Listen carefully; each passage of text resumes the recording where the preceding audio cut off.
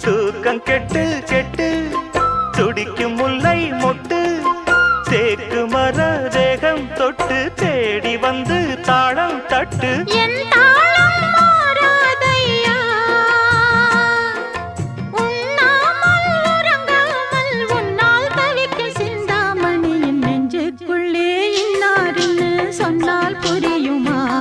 அது கொஞ்சி கொஞ்சி